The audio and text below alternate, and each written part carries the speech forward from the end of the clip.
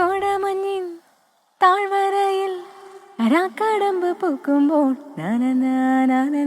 മഞ്ഞണിഞ്ഞ് പൊട്ടു തൊട്ട് രാത്രി മുല്ല പൂക്കുമ്പോൾ പ്രണയനില കിളിവാതിൽ പ്രണയനില കിളിവാതിൽ പാതി തുറന്നതാരാണ്? ഒരു നൂറിഷ്ടം കാതിൽ ചെന്നതാരാണ്?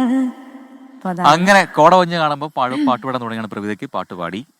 അപ്പോ നമുക്ക് അടുത്തൊരു വാർത്തയിലേക്ക് പെട്ടെന്ന് പോകണം. അമൽ PCR എന്ന് പറയുന്നുണ്ട്. അതിനുശേഷമാവാം നമ്മുടെ കമന്റ് ബോക്സിലെ നിങ്ങളുടെ അഭിപ്രായങ്ങളും നിർദ്ദേശങ്ങളും ഒക്കെ വായിക്കുന്നത്. നമ്മൾ ഒന്നുകൂടി അതിരപ്പള്ളിയിലേക്ക് പോകുന്നു. അവിടെ എന്താണ് ഈ കാട്ടാനയെ പിടിക്കാനുള്ള ദൗത്യം എവിടെ എത്തിയെന്ന് നോക്കാം. സൂരജ്, എന്താണ് സ്ഥിതി? ആനയെ ലൊക്കേറ്റ് ചെയ്യാൻ കഴിഞ്ഞിട്ടുണ്ടോ? ഏത് മേഖലയിലാണ് ഇപ്പോഴത്തെയും തിരച്ചിൽ?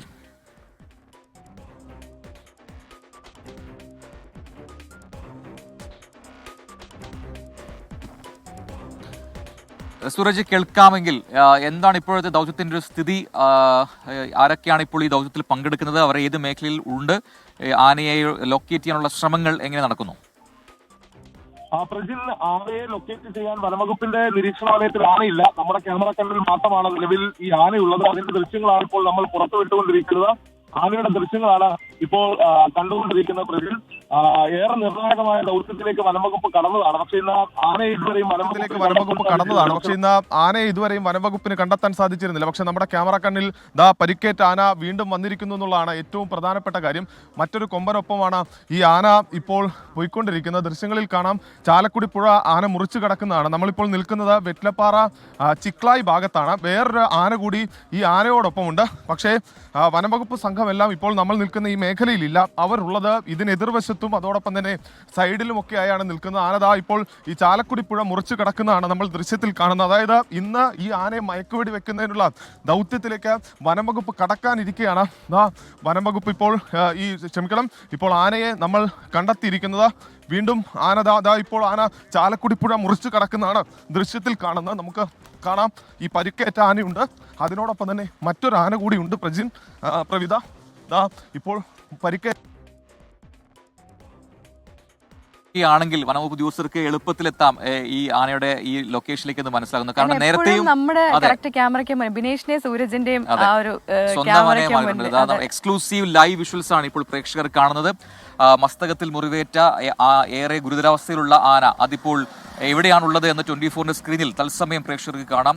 വനംവകുപ്പ് ഉദ്യോഗസ്ഥർ മറ്റൊരു ഭാഗത്ത് തെരച്ചിൽ നടത്തുന്ന സമയത്താണ് അതിന് മറുഭാഗത്ത് അല്ലെങ്കിൽ അതിനോട് അടുത്തുള്ള ഈ മേഖലയിൽ ഇപ്പോൾ 24ന്റെ ക്യാമറ കണ്ണിൽ തത്സമയം ഈ ആനയുടെ ദൃശ്യങ്ങൾ പതിഞ്ഞിരിക്കുന്നത്. ആ ദൃശ്യങ്ങളാണ് പ്രേക്ഷകർ കാണുന്നത്. ചാലക്കുടി പുഴ മുറിച്ചു കിടക്കുന്ന ഈ മസ്തകത്തിൽ മുറിവേറ്റ ആന, അതിനൊപ്പം മറ്റൊരു ആന കൂടി ഉണ്ട് എന്ന് സൂരജ് പറയുന്നുണ്ടല്ലോ. സൂരജ്, എന്താണ് അതിന്റെ വിശദാംശങ്ങൾ? 2 ആനകളുണ്ട് എന്നാണോ?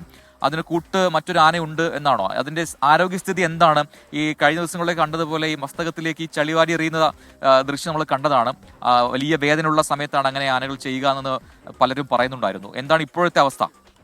പുഴയുടെ അപ്പുറത്താണ് പ്രജിന്ത. ഇപ്പോൾ ഒരു തുരുത്തിലേക്ക് ഈ ആന നീങ്ങുന്നു എന്നുള്ളതാണ് ഏറ്റവും പ്രധാനപ്പെട്ട കാര്യം. ആന ഒരു തുരുത്തിലേക്ക് നീങ്ങുന്നതിന്റെ ദൃശ്യങ്ങളാണ് ഇപ്പോൾ നമ്മൾ പുറത്തുവിട്ടുകൊണ്ടിരിക്കുന്നത്. ചാലക്കുടി പുഴ കടന്ന് ആന ഇപ്പോൾ ഒരു തുരുത്തിലേക്ക് നീങ്ങുന്നു. ആ തുരുത്തിൽ കയറുകയാണെങ്കിൽ അതിന് എതിർവശം എന്ന് പറയുന്നത് പ്ലാന്റേഷൻ കോർപ്പറേഷന്റെ തന്നെ ഇടമാണ്. അവിടെ വനംവകുപ്പിന്റെ ഉദ്യോഗസ്ഥരുണ്ട്. സ്വാഭാവികമായും ദൗത്യത്തിന് പറ്റിയ ഒരിടത്തേക്കാണ് ഈ ആന നടന്നു കയറുന്നതെന്ന് നമുക്ക് നിസ്സംശയം പറയാം. കാരണം ദൗത്യത്തിന് അനുയോജ്യമായ ഒരിടത്തേക്ക് ഇപ്പോൾ ആന നടന്നു കയറുന്നു. അതിന്റെ ദൃശ്യങ്ങളാണ് കണ്ടുകൊണ്ടിരിക്കുന്നത്. അതായത് വെറ്റ്ലപ്പാറയിൽ തന്നെ ഉണ്ടായിരുന്ന ചിക്ലായി എന്ന് പറയുന്ന മേഖലയിലാണ് ഈ ആന ഉണ്ടായിരുന്നത്. ഇന്ന് കുറച്ചുകൂടി ആരോഗ്യനിലയെല്ലാം തന്നെ മെച്ചപ്പെട്ടതായി നമുക്ക് തോന്നുന്നുണ്ട്. അത്തരത്തിൽ തന്നെയാണ് ആനയുടെ ഒരു സ്ഥിതി. അതായത് കഴിഞ്ഞ ദിവസങ്ങളിലെല്ലാം തന്നെ ആന വലിയ അവസ്ഥയിലായിരുന്നു. പക്ഷെ ഇന്നിപ്പോൾ മറ്റൊരു ആനയോടൊപ്പമാണ് ഈ ആന പോയിക്കൊണ്ടിരിക്കുന്നത്. ഇപ്പോൾ നമുക്ക് ദൃശ്യങ്ങളിൽ കാണാം, ഈ ചാലക്കുടി പുഴയുടെ തീരത്തുകൂടി ആന നടന്ന് പോകുന്നതാണ് ദൃശ്യങ്ങളിൽ കാണുന്നത്. ഇപ്പോൾ ഒരു തുരുത്തിലേക്ക് ആന കയറുന്നു. ഒരു തുരുത്തിലേക്ക് ആന കയറുന്നതിന്റെ ദൃശ്യങ്ങളാണ് കണ്ടുകൊണ്ടിരിക്കുന്നത്. ഈ തുരുത്തിൽ കയറി കഴിഞ്ഞാൽ സ്വാഭാവികമായി അതിനപ്പുറം എന്ന് പറയുന്നത് വനം വകുപ്പിന്റെ ഏരിയയാണ്. വനംവകുപ്പിന്റെ ഉദ്യോഗസ്ഥരടക്കം നിൽക്കുന്ന ഒരു ദൗത്യ മേഖലയാണ്. ആ ദൗത്യ മേഖലയിലേക്കാണ് സ്വാഭാവികമായും ആന നടന്നു കയറുന്നത്. വനംവകുപ്പിന്റെ ഉദ്യോഗസ്ഥരാരും തന്നെ ഈ മേഖലയിലേക്ക് എത്തിയിട്ടില്ല. അവർ രാവിലെ മുതൽ വിവിധ സംഘങ്ങളായി തിരിഞ്ഞ് ഈ തിരച്ചിൽ നടത്തുന്നുണ്ടെങ്കിലും ഈ ആനയെ കണ്ടെത്താൻ അവർക്ക് സാധിച്ചിരുന്നില്ല. ഇതിനിടയിലാണ് 24-ന്റെ ക്യാമറ കണ്ണിൽ ആ ദൃശ്യത്തിൽ കാണാം മുറിവേറ്റാന എന്ന് പറയുന്നത് അതാണ്. ആ ആന ഇപ്പോൾ നടന്നു കയറുന്നതാണ് ദൃശ്യങ്ങളിൽ കാണുന്നത്. ഇത് ചാലക്കുടി പുഴയോട് ചേർന്ന ഒരു തുരുത്താണ്. ഈ തുരുത്തിലേക്കാണ് ആന ഇപ്പോൾ നടന്നു കയറിയിരിക്കുന്നത്. ആന ഈ മുറിവിലേക്ക് മണ്ണൊക്കെ വാരി ഉദ്യോഗസ്ഥരുമായി കോൺടാക്ട് ചെയ്യാൻ സാധിക്കുന്നുണ്ടോ?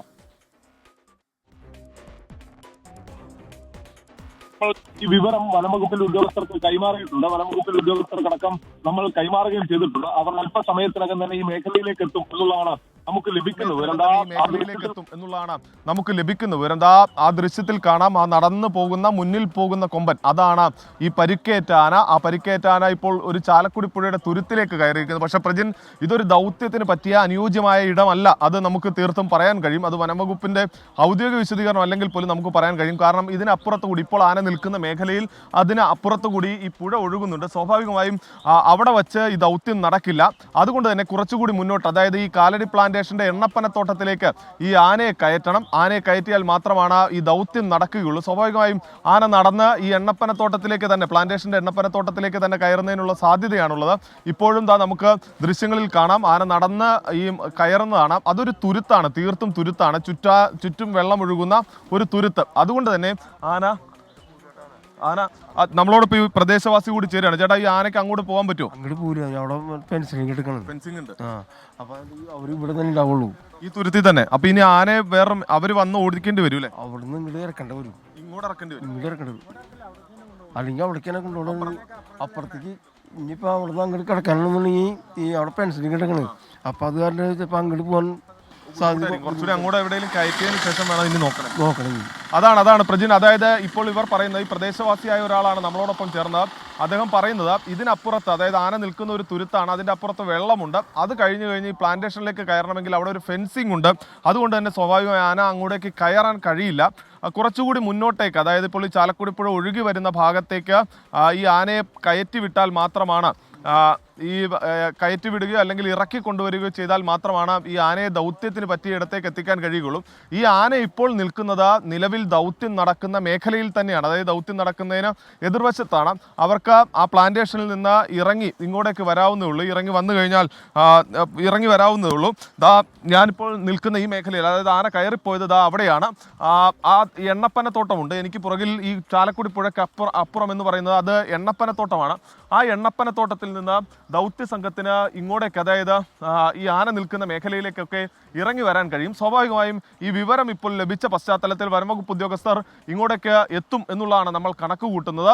അവർക്ക് ഇവിടെ വന്നു കഴിഞ്ഞാൽ സുഖമായി ഇപ്പോൾ ഈ ആനയെ ഇവിടെ നിന്ന് മാറ്റി ഈ എണ്ണപ്പനത്തോട്ടത്തിലേക്ക് കയറ്റുകയാണെങ്കിൽ എന്തുകൊണ്ടും ദൗത്യത്തിന് പറ്റിയ അനുയോജ്യമായ ഒരിടം എന്ന് നമുക്ക് പറയാൻ കഴിയും. ആ എണ്ണപ്പനത്തോട്ടത്തിലേക്ക് ആനയെ കയറ്റാൻ കഴിഞ്ഞു കഴിഞ്ഞാൽ സുഖമായി തന്നെ ഈ ഓപ്പറേഷൻ അവർക്ക് നടത്താൻ കഴിയും. കാരണം നല്ല റോഡുള്ള മേഖലയാണ്. അതെല്ലാം തന്നെ കുങ്കികൾ ഇവിടെ നിന്ന് ഒരു 1/2 കിലോമീറ്റർ ദൂരത്തിൽ മാത്രമാണ് ഈ കുങ്കി ഉള്ളത്, നിലവിൽ ആനയുള്ള മേഖലയിൽ നിന്ന്. സ്വാഭാവികമായും വനംവകുപ്പ് സംഘത്തെ സംബന്ധിച്ച് ദൗത്യത്തിന് അനുയോജ്യമായ ഒരിടത്തേക്ക് തന്നെ ആന നീങ്ങുന്നു എന്നുള്ളതാണ്. പക്ഷേ ഇവിടെ ഒരു ഫെൻസിംഗ് ഉണ്ട്. ആ ഫെൻസിങ് മറികടന്നുകൊണ്ട് ആനയെ ഈ ദൗത്യ മേഖലയിലേക്ക്, അല്ലെങ്കിൽ ഈ ചാലക്കുടി പുഴ കടത്തി ഈ എണ്ണപ്പനത്തോട്ടത്തിലേക്ക് കയറ്റണം എന്നുള്ളതാണ് വനംവകുപ്പിനെ സംബന്ധിച്ചുള്ള പ്രതിസന്ധി. എന്തായാലും പ്രജിൻ കാണാം, ആന വെള്ളം തലയിൽ കോരി ഒഴിക്കുന്നതിൻ്റെ ദൃശ്യങ്ങളാണ് ഇപ്പോൾ കണ്ടുകൊണ്ടിരിക്കുന്നത്. ആന വെള്ളം കോരി ഒഴിക്കുന്നതിൻ്റെ ദൃശ്യങ്ങൾ നമുക്ക് കാണാം. ആ മുറിവിലേക്ക് ആന വെള്ളം കോരി ഒഴിക്കുന്നതിൻ്റെ ദൃശ്യങ്ങളാണ് ഇപ്പോൾ നമ്മൾ കണ്ടുകൊണ്ടിരിക്കുന്നത്. നമ്മുടെ ക്യാമറ കണ്ണിൽ വീണ്ടും ആന നേരത്തെ വനത്തിലേക്ക് ഉൾവലിഞ്ഞതാണ്. പക്ഷേ വീണ്ടും ആന അവിടെ ദൃശ്യത്തിൽ നിൽക്കുന്നത് നമുക്ക് കാണാം.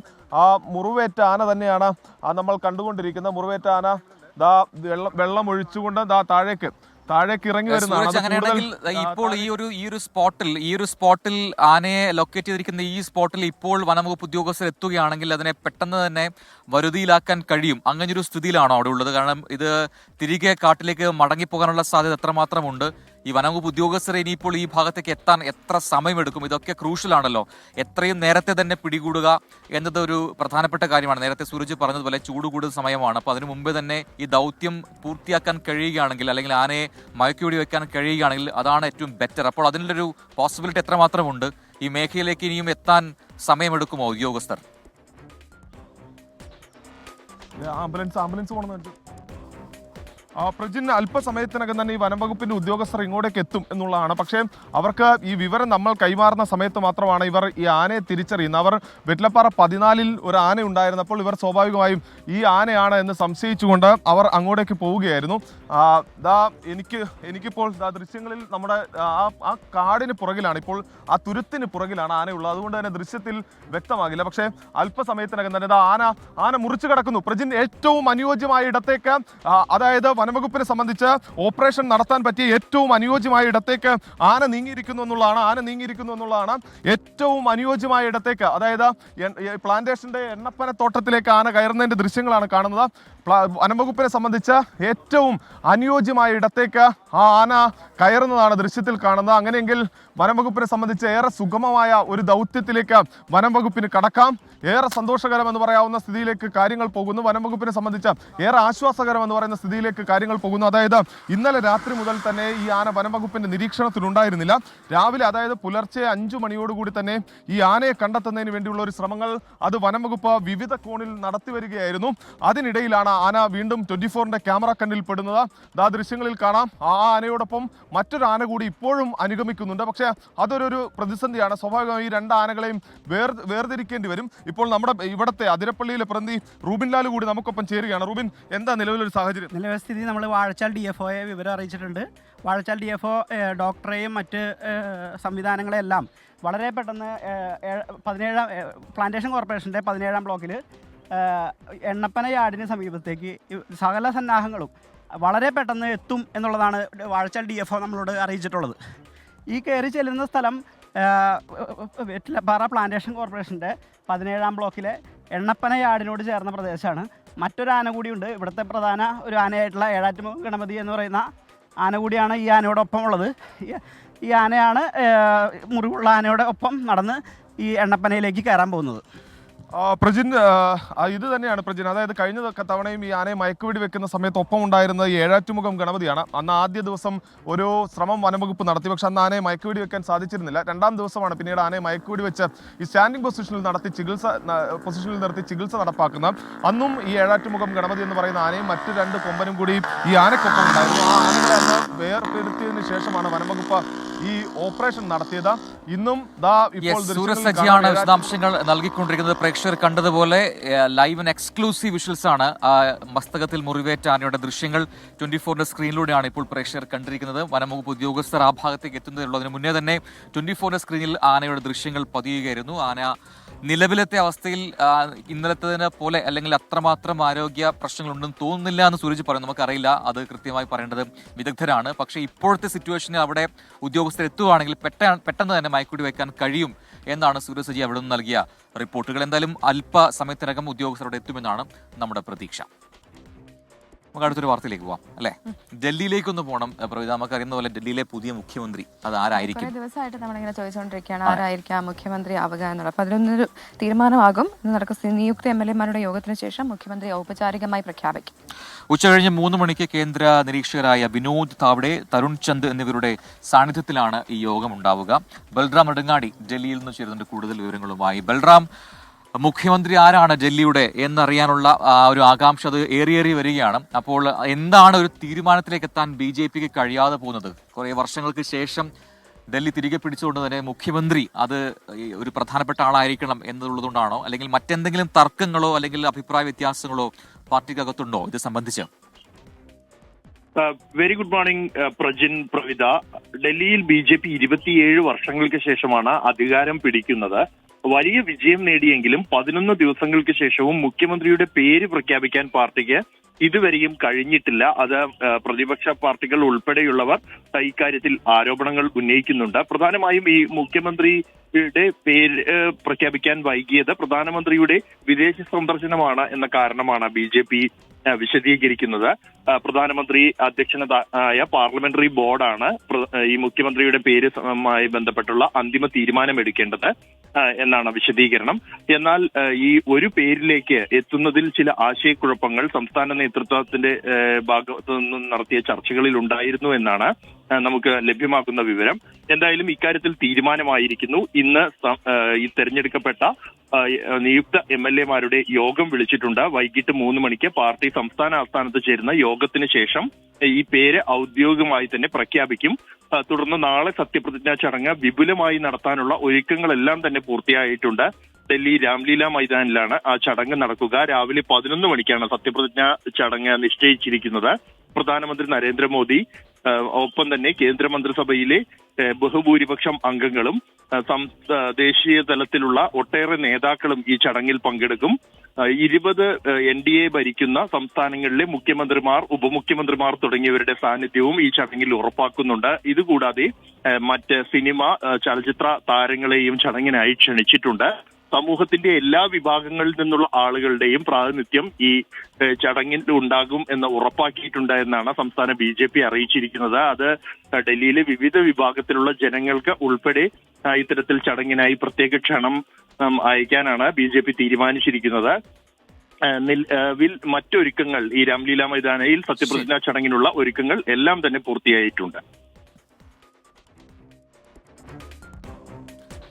ബൽറാമാണ് വിശദാംശങ്ങൾ നൽകിയത്. അതുകൊണ്ട് തന്നെയാണ് ഈ കാൽനൂറ്റാണ്ടിന് ശേഷം ഡൽഹിയുടെ അധികാരം തിരികെ പിടിച്ചിരിക്കുകയാണ് BJP. അതുകൊണ്ട് തന്നെ മുഖ്യമന്ത്രി ആരാകണം എന്നതിൽ ആ ഒരു ക്യൂരിയോസിറ്റി എനിക്ക് തോന്നുന്നു പാർട്ടിക്ക് അകത്തുമുണ്ട്. എന്തായാലും ഇന്ന് അതിലൊരു തീരുമാനം ഉണ്ടാവും. ആരായിരിക്കും ഇനി ഡൽഹി ഭരിക്കുക, ആ മുഖ്യമന്ത്രി ആരാണ് എന്നൊക്കെ നമുക്കറിയാം. എന്തായാലും സത്യപ്രതിജ്ഞ ചടങ്ങിനുള്ള എല്ലാ ഒരുക്കങ്ങളും പൂർത്തിയായി ഗംഭീരമായി ആ ചടങ്ങ് നടക്കുമെന്നാണ് ഇപ്പോൾ പാർട്ടി വൃത്തങ്ങളിൽ നിന്നും നമുക്ക് മനസ്സിലാക്കാൻ കഴിയുന്നത്. പാതിയിലെ തട്ടിപ്പ് എന്തായി എന്ന് ഒരുപാട് പ്രേക്ഷകർ ചോദിക്കുന്നുണ്ട്. അപ്പോൾ അതിന്റെ ഒരു അപ്ഡേറ്റിലേക്കാണ് നമ്മൾ ഇനി പോകുന്നത്. ഈ തട്ടിപ്പുമായി ബന്ധപ്പെട്ട് ഈ കേസിൽ മുഖ്യപ്രതി അനന്തു കൃഷ്ണന്റെ കസ്റ്റഡി കാലാവധി ഇന്ന് അവസാനിക്കുന്നു എന്നുള്ളതാണ് ഏറ്റവും പ്രധാനപ്പെട്ട വാർത്ത. മൂവാറ്റുപുഴ മാജിസ്ട്രേറ്റ് കോടതിയിൽ ഹാജരാക്കുന്ന അനന്തു കൃഷ്ണനെ വീണ്ടും കസ്റ്റഡിയിൽ വേണമെന്ന് ക്രൈംബ്രാഞ്ച് ആവശ്യപ്പെടുകയും ചെയ്യും. കാരണം അതിന്റെ വ്യാപ്തി, ഈ കേസിന്റെ വ്യാപ്തി അത്രമാത്രം വലുതാണ് എന്നാണ് ക്രൈംബ്രാഞ്ച് ഇപ്പോൾ പറയുന്നത്. ക്രൈംബ്രാഞ്ച് കേസെടുത്തതിന് പിന്നാലെ കൊച്ചിയിലെ വിവിധ ഓഫീസുകളിൽ അനന്തകൃഷ്ണനെ എത്തിച്ച് പരിശോധന നടത്തുകയും ചെയ്തിരുന്നു. നിതിൻ അംബുജൻ കൊച്ചിയിൽ നിന്ന് കൂടുതൽ വിവരങ്ങളുമായി ചെയ്യുന്നുണ്ട്. നിതിൻ, ഈ അനന്തകൃഷ്ണന്റെ കസ്റ്റഡി കാലാവധി ഇന്ന് പൂർത്തിയാവുകയാണ്. അപ്പോൾ എന്താണ് ക്രൈംബ്രാഞ്ച് ആവശ്യപ്പെടുക? അതിന് കൃത്യമായി എന്താ വാദങ്ങളാണ് ക്രൈംബ്രാഞ്ച് നിരത്തുക? മറ്റൊന്ന്, ഈ ED അടക്കം ഈ കേസിന് പിന്നാലെ ഇപ്പോൾ ഉണ്ടല്ലോ, വിവരങ്ങൾ. പ്രജിൻ, കേസ് ക്രൈംബ്രാഞ്ച് ഏറ്റെടുത്തതിന് പിന്നാലെ കൊച്ചിയിലെ അടക്കം വിവിധ ഓഫീസുകളിലെത്തി ആദ്യം ക്രൈംബ്രാഞ്ചിന്റെ ഭാഗത്തും പരിശോധന നടത്തിയിരുന്നു. അതിനുശേഷമാണ് അനന്തു കൃഷ്ണനെ പോലീസ് 2 ദിവസത്തെ കസ്റ്റഡിയിൽ കിട്ടിയത്. വിശദമായി ചോദ്യം ചെയ്തു. കൂടുതൽ വിവരങ്ങൾ ക്രൈംബ്രാഞ്ചിന് ജില്ലയിലൂടെ ശേഖരിക്കേണ്ടതുണ്ട്. അതുകൊണ്ട് തന്നെ ഇന്ന് മൂവാറ്റുപുഴ മജിസ്ട്രേറ്റ് കോടതിയിൽ ഹാജരാക്കുന്ന അനന്തു കൃഷ്ണനെ വീണ്ടും കസ്റ്റഡിയിൽ വേണമെന്നൊരു ആവശ്യമാകും ക്രൈംബ്രാഞ്ച് മുന്നോട്ട് വയ്ക്കുക.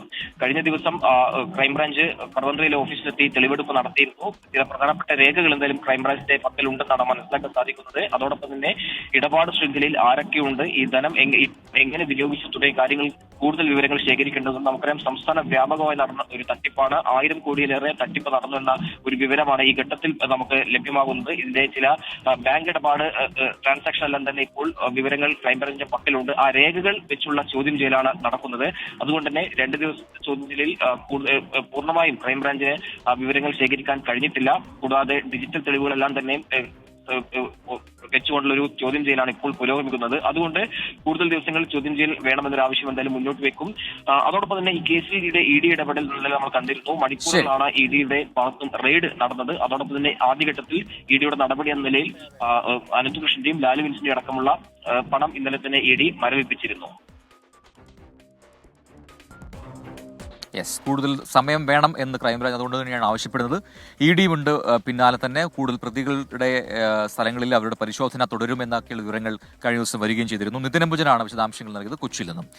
ഇനി മറ്റൊന്ന്, ഈ ആശാ വർക്കേഴ്സിന്റെ സമരം, അത് എന്തായി, ഇനിയിപ്പോൾ എന്താകും എന്നൊക്കെയാണ്. കഴിഞ്ഞ ദിവസം ഈ ഓണറേറിയം ഒക്കെ അനുവദിച്ചിരുന്നു. പക്ഷേ അതിനോട് അത്ര ഓക്കെ ആയിട്ടല്ല ആശാ വർക്കേഴ്സ് പ്രതികരിച്ചത്. അപ്പോൾ അതിന്റെ അപ്ഡേറ്റ് എന്താണെന്ന് നോക്കാം. സെക്രട്ടേറിയറ്റിന് മുന്നിൽ ആശാ വർക്കേഴ്സ് നടത്തുന്ന സമരം 10ാം ദിവസത്തിലേക്ക് ഇന്ന് കടക്കുകയാണ്. സമരത്തിന് പിന്തുണയുമായി പ്രതിപക്ഷ നേതാവ് VD സതീശൻ ഇന്ന് സമരപ്പന്തലിൽ എത്തിയേക്കും. സമരം തുടരുന്ന പശ്ചാത്തലത്തിൽ ഇന്നലെ ആശാ വർക്കേഴ്സിനുള്ള 2 മാസത്തെ വേതന കുടിശ്ശിക തുക സർക്കാർ അനുവദിച്ചിരുന്നു. എന്നാൽ മുഴുവൻ ആവശ്യങ്ങളും അംഗീകരിക്കാതെ സമരം അവസാനിപ്പിക്കില്ല എന്നാണ് സമരക്കാരുടെ നിലപാട്. ആശാ വർക്കേഴ്സിന് 13,000-ലധികം രൂപ ലഭിക്കുന്നുണ്ട് എന്നും സർക്കാർ ഇന്നലെ പുറത്തിറക്കിയ വാർത്താക്കുറിപ്പിൽ വ്യക്തമാക്കിയിരുന്നു. ഈ കാര്യങ്ങളും സമരക്കാർ നിഷേധിക്കുകയാണ്. നാളെ സംസ്ഥാനത്ത് മുഴുവൻ ആശാ വർക്കേഴ്സിന്റെയും മഹാസംഗമം സംഘടിപ്പിക്കാനാണ് ഇപ്പോഴത്തെ സമരക്കാരുടെ തീരുമാനം. ഇനി മറ്റൊന്ന് കുറച്ച് നാളുകളായി നമുക്കറിയുന്നതാണ് ഈ റാഗിങ്ങിന്റെ പ്രശ്നങ്ങൾ. പലയിടങ്ങളിലായി റാഗിംഗ് കേസുകൾ റിപ്പോർട്ട് ചെയ്തിരുന്നു. ഈ ഏറ്റവും ഒടുവിൽ വന്നത് ഈ കാര്യവട്ടം ഗവൺമെന്റ് കോളേജിലെ റാഗിംഗ് കേസാണ്. അതിന്റെ എന്താണ് അപ്ഡേറ്റ് എന്ന് നോക്കാം. ഈ കാര്യവട്ടം ഗവൺമെന്റ് കോളേജിലെ റാഗിങ്ങിൽ പ്രതികളെ അറസ്റ്റ് ചെയ്തേക്കും എന്നൊരു വാർത്തയാണ് ഇപ്പോൾ പുറത്തു വരുന്നത്. പ്രതികൾക്കെതിരെ കൂടുതൽ വകുപ്പുകൾ ചുമത്തതിന് പിന്നാലെയാണ് ഈ അറസ്റ്റ് നീക്കം. റാഗിങ്ങിനിരയായ തിരുവനന്തപുരം നെടുമങ്ങാട് സ്വദേശി ബിൻസ് ജോസിനെ ഇന്നലെയും പോലീസ് വിളിച്ചു വരുത്തി മൊഴി രേഖപ്പെടുത്തിയിരുന്നു.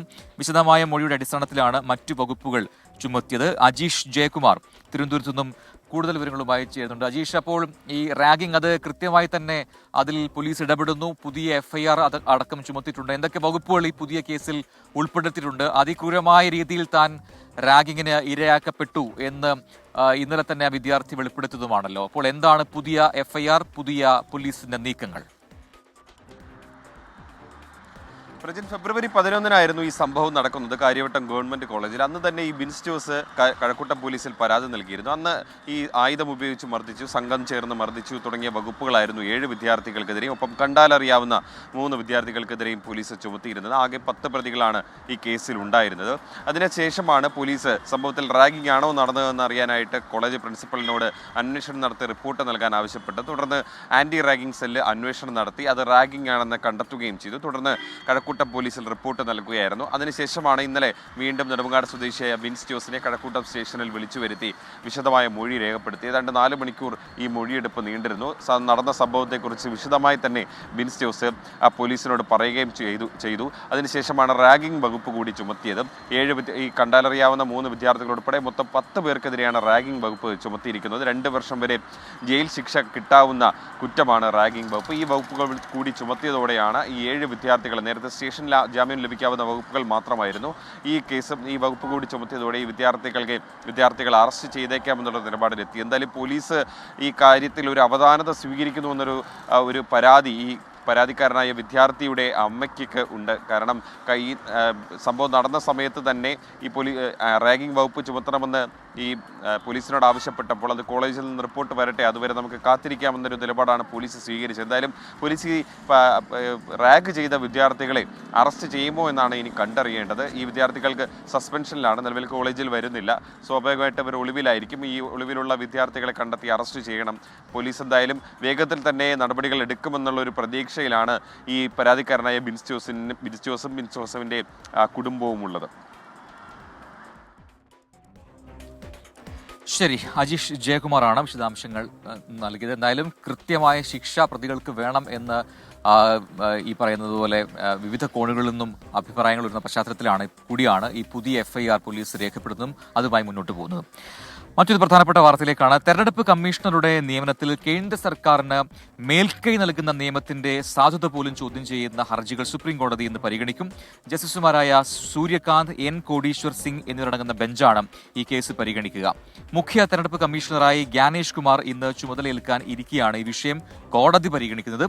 സുഖ്ബീർ സിംഗ് സന്ധുവിനെയും ഗ്യാനേഷ് കുമാറിനെയും തെരഞ്ഞെടുപ്പ് കമ്മീഷണർമാരെ നിയമിക്കുന്നത് സ്റ്റേ ചെയ്യണമെന്നാവശ്യപ്പെട്ടുള്ള ഹർജികൾ 2024 മാർച്ചിൽ സുപ്രീം കോടതി തള്ളിയിരുന്നു എന്നുകൂടി ചേർത്ത് വായിക്കേണ്ടതാണ്. ഇനി മറ്റൊന്ന്, SFI സംസ്ഥാന സമ്മേളനത്തിന്റെ ഭാഗമായി ഈ പ്രതിനിധി സമ്മേളനം ഇന്ന് തുടങ്ങും എന്നൊരു വാർത്തയാണ്. ഇന്ത്യയിലെ ക്യൂബൻ സ്ഥാനപതി ജുവാൻ കാർലോസ് മാർസൻ ഓഗിലേറ ഈ പ്രതിനിധി സമ്മേളനം ഉദ്ഘാടനം ചെയ്യും. പൊതുസമ്മേളനം മുഖ്യമന്ത്രി പിണറായി വിജയനാണ് ഉദ്ഘാടനം ചെയ്യുക. സംസ്ഥാന സെക്രട്ടറിയായി PM മാർഷോയും പ്രസിഡന്റായി K. അനുശ്രീയും തുടർന്നേക്കും എന്ന റിപ്പോർട്ടുകൾ കൂടി ഇപ്പോൾ പുറത്തു വരുന്നുണ്ട്. മറ്റന്നാൾ പുതിയ ഭാരവാഹികളെ ഔദ്യോഗികമായി തെരഞ്ഞെടുക്കും. യെസ്, അപ്പോൾ കുറേ പ്രേക്ഷകർ നമ്മുടെ കമന്റ് ബോക്സിൽ ചോദിക്കുന്നുണ്ട്, പ്രവിത എവിടെ പോയി എന്നൊക്കെ ചോദിക്കുന്നുണ്ട്. പ്രവിത പെട്ടെന്ന് ചുമ്മാ വന്നിട്ട് ഒരു വെള്ളം കുടിക്കാനായിട്ട് നമ്മുടെ കാറിനടുത്തേക്ക് നടന്നു പോയതാണ്. അതുകൊണ്ടാണ് പെട്ടെന്ന് വാർത്ത വന്നപ്പോൾ ഞാൻ പ്രേക്ഷകരിലേക്ക് വാർത്തകൾ എത്തിച്ചത്. നമുക്ക് അടുത്ത റിപ്പോർട്ടുകളിലേക്ക് പോവാം. ദ റിയൽ ചാമ്പ്യൻ പോരും.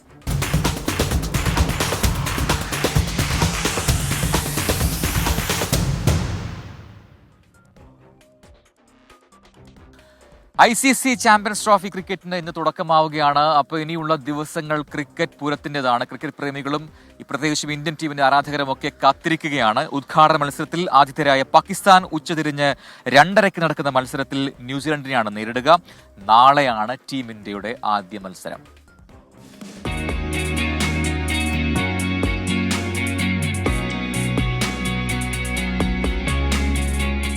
അനിശ്ചിതത്വങ്ങൾക്കും വിവാദങ്ങൾക്കുമൊടുവിൽ 29 വർഷത്തെ ഇടവേളയ്ക്ക് ശേഷം പാക് മണ്ണിൽ ഒരു ICC ടൂർണമെന്റിന് ഇന്ന് കൊടിയേറ്റം. 8 മുൻനിര ടീമുകൾ അഥവാ ചാമ്പ്യൻ ടീമുകൾ മുഖാമുഖമെത്തുന്ന ചാമ്പ്യൻസ് ട്രോഫി. ഗ്രൂപ്പ് എയിൽ നമ്മുടെ ഇന്ത്യക്കൊപ്പം ആതിഥേയരായ പാകിസ്ഥാൻ, ബംഗ്ലാദേശ്, ന്യൂസിലാൻഡ് എന്നിവർ.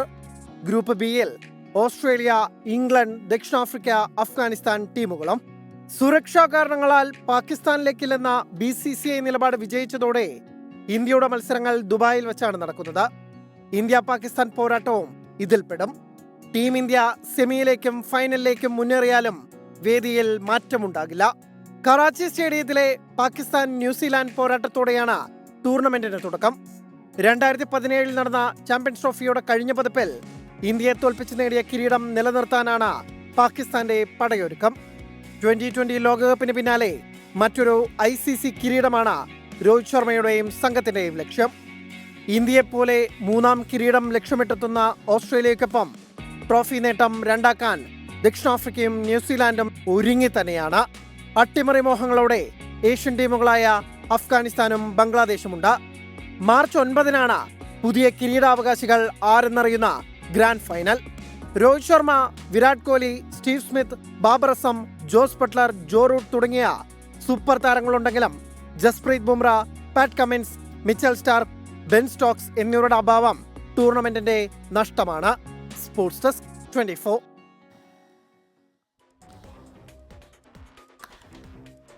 യെസ്, അപ്പോൾ മോർണിംഗ് വാക്കിന്റെ സമയം പൂർത്തിയാവുകയാണ്. എനിക്ക് പിന്നിൽ സൂര്യൻ ഉദിച്ചിട്ടുണ്ട്. അപ്പോൾ വൈകിയാണെങ്കിലും സൂര്യൻ വന്നു. സൂര്യോദയം കണ്ടിട്ടാണ് മടങ്ങുന്നത്. ഇനിയിപ്പോൾ മോർണിംഗ് ഷോയുടെ നേരമാണ്. കൊച്ചി സ്റ്റുഡിയോയിൽ SKN തയ്യാറായി നിൽപ്പുണ്ട്. SKN, very good morning. Over to you. Good morning പ്രജൻസി കണ്ണൻ. അപ്പോൾ നേരത്തെ പ്രിയദലക്ഷ്മി ഉണ്ടായിരുന്നു. രണ്ടുപേർക്കും സുപ്രഭാതം.